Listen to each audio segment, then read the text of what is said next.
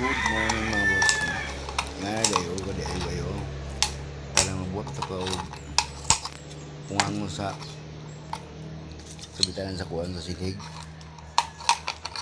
Plastic lang sa cook. Di ba ginalabay na ito ni. Pero kung magamit pigi dayo ipasok ko lang yung bungagan ng taklog. Makabuhat ka upuan. Safety safe kamot ug kanang kabitanan.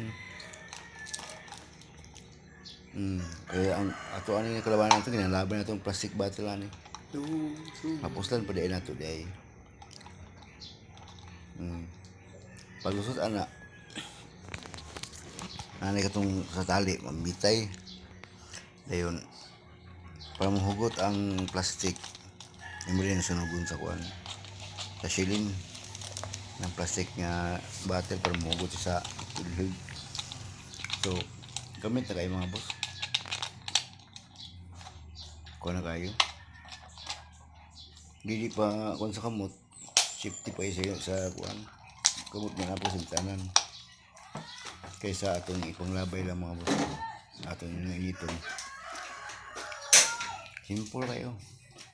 Kabuhan tag DIY nga kuan. Sa bitanan sa tali sa kuan. Silhig. So, tanawan yung hugot na siya mga boss.